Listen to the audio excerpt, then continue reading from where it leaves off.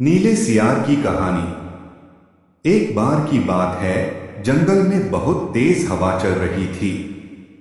तेज हवा से बचने के लिए एक सियार पेड़ के नीचे खड़ा था और तभी उस पर पेड़ की भारी शाखा आकर गिर गई। सियार के सिर में गहरी चोट लगी और वो डर कर अपनी मान की ओर भाग गया। उस चोट का असर कई दिनों तक रहा और शिकार पर नहीं जा सका। खाना न मिलने से सियार दिन प्रतिदिन कमजोर होता जा रहा था। एक दिन उसे बहुत तेज भूख लगी थी और उसे अचानक एक हिरन दिखाई दिया। सियार उसका शिकार करने के लिए बहुत दूर तक हिरन के पीछे दौड़ा, लेकिन वह बहुत जल्दी थक गया और हिरन को नहीं मार पाया।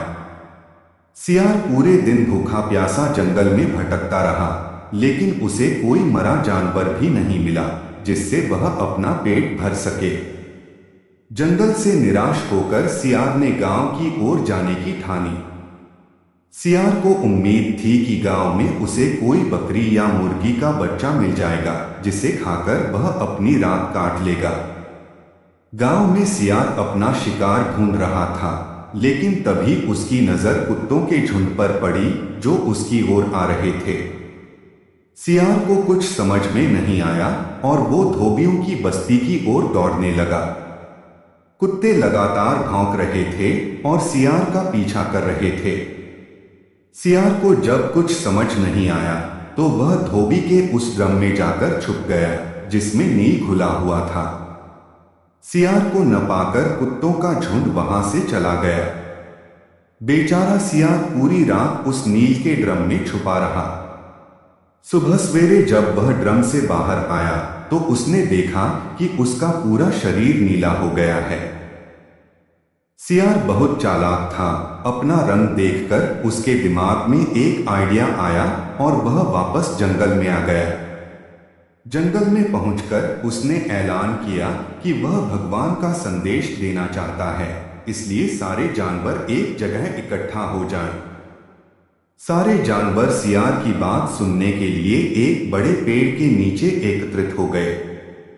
सियार ने जानवरों की सभा में कहा, क्या किसी ने कभी नीले रंग का कोई जानवर देखा है?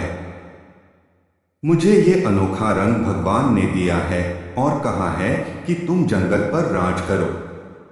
भगवान ने मुझसे कहा है कि जंगल के जानवरों का मार्गदर्शन करने की जिम्मेदारी तुम्हारी है। सभी जानवर सियार की बात मान गए। सब एक स्वर में बोले, कहिए महाराज, क्या आदेश है? सियार ने कहा, सारे सियार जंगल से चले जाएं, क्योंकि भगवान ने कहा है कि सियारों की वजह से इस जंगल पर बहुत बड़ी आपदा आने वाली है। नीले सियार की बात को भगवान का आदेश मानकर सारे जानवर जंगल के सियारों को जंगल से बाहर खदेड़ आए।